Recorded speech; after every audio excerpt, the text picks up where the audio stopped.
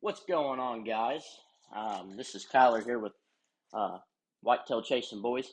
I'm going to go over some things that has helped me in the past on hunting public, hunting private. But this is more of a thing for one of these are a very good tip for hunting public. First, I want to go over avoiding pressured areas. Without being said, find places hunters wouldn't think about going. There's always going to be, hunters that will go far, but going to the least amount of pressured area in that property is going to help you out in the long run. Just because, everybody's too scared to walk 2 miles back doesn't mean you can't, Personally, I like hunting from about 7 to 2 o'clock in the evening. That's my all day sit. It's not because I'm scared of the dark, because I'm not. It's a more of a thing because I know that hunters are leaving between 10 to 2, or, leaving around 10, coming back by 2. So I like doing where I sit through all that. Yes, it's rough, but it's worth it in the end most of the time. Another thing I would another helpful tip would be look for the 3 things: bedding, food source, and water source, and travel. Oh, and travel paths. Um, look for very thick patches of area that has coverage for their safety. So for instance, if you have a fallen down tree that has a little burrow underneath of it, bucks really like that. 1, because it keeps rain off of them. 2, it keeps snow off of them, and 3, it keeps wind off of them. They feel safe.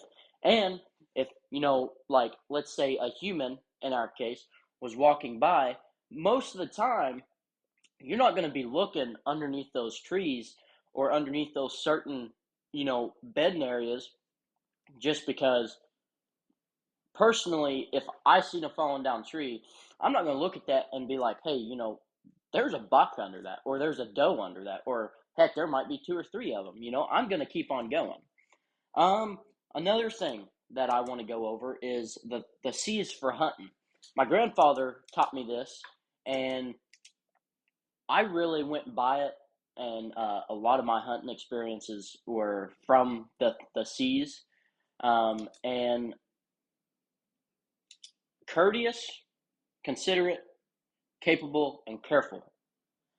Those are my big tips for hunting of any type of wooded area. Hunting fields, you still have to be considerate, you still have to be capable, and you still have to be careful. I mean, simple as that. You know, um, it's one of those things that if you don't have the C's in your hunting strategy, most of the time you're going to be jumping those deer.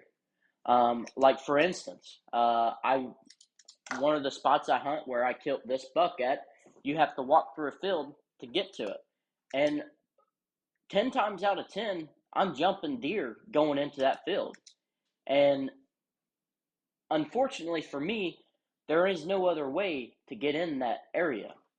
So it's one of those things. I just have to sneak in there about as quiet as possible.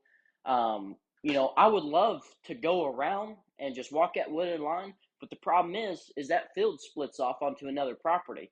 So I can't exactly, go on that other person's property unless if I call them up and ask them, of course. Um, Another thing that I've noticed: bucks are mostly killed between 10 a.m. and 2 p.m. Why? Well, just put it this way: those hunters that are taking that extra step to sit in there, those other hunters are leaving by 10 or 11 and coming back by 2. So what does that do whenever they get out of that tree stand by 10 a.m., 11 a.m.? They're pushing deer towards you or jumping them. They're coming back at 2 p.m. You're still in the tree stand. What's that doing for you? That's leaving you that advantage, them pushing them deer to you. Now, we could go over a million things with being, some deers are different. You know, what if there's no deer showing up on trail camera from, 11 a.m. to, I don't know, 4 p.m. Okay. Well, you can have a morning hunt in, you can get out, go leave at 11, whatever, and come back by 3:34 and have that last hour to hunt. And some people do that, but a lot of people that's leaving these so-called pressured areas are just pressuring those deer more. And those mature bucks, they're going to pattern you. They're going to know the sound of your vehicle. They're going to know how you walk, the sound of it, your scent. You know, if, for instance, mature bucks, most of the time, if you shoot a mature buck and you miss it, you get a bad shot of it on it, most of the time that buck's going nocturnal or not coming back to that area.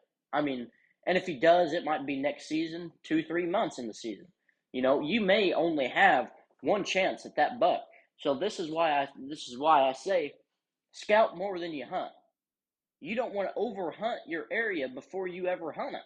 You know, like, yeah, I get it. Doe, whenever you're hunting public, it is not a bad thing to shoot does during rut. It's not. There's a lot of does on public, period. I've actually thought the property that I hunted was actually overpopulated of does. So with me, if a doe came out in front of me, more than likely it was going down, you know, unless if it was, first of the rut, bucks were chasing hard, and I was letting those first couple does walk, then I wasn't going to take a shot at them. Now, if it's early in the season, you best bet a doe's going down no matter what. Now, if I could get a good shot on a buck early season, I'd take it. But the property that I hunted, 9 times out of 10, you weren't seeing a buck within the first mile of that property just because it's so pressured. And that's why I like these public lands, because it's so much to encounter, to learn these properties, uh, just from starting off mid-season in a public property, not knowing nothing about these deers.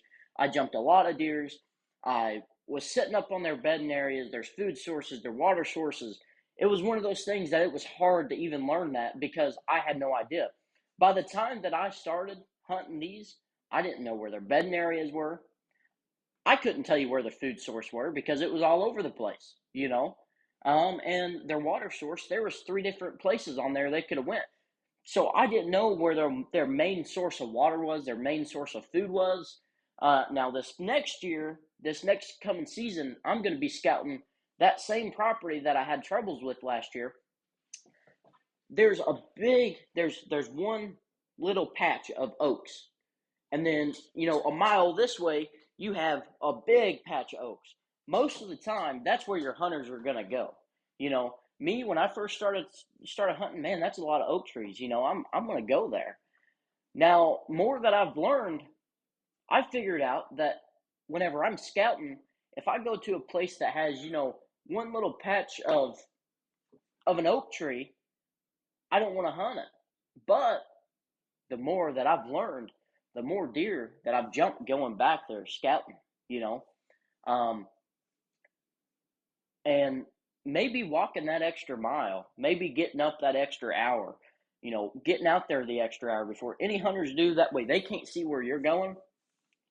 You can't tell me it's not worth it, especially if you're dragging out a 180-inch deer. Yeah, don't get me wrong, that drag is going to suck. But hey, just put it this way, the rest of the season, you get 2 more does. And here in Indiana, you get 2 does per county. You get 2 does and a buck for one county, and 2 does for each county. So just put it that way from reference. At the end of that day, making that extra hour, getting up that extra hour, making that extra mile, it pays off. Thank you guys for watching.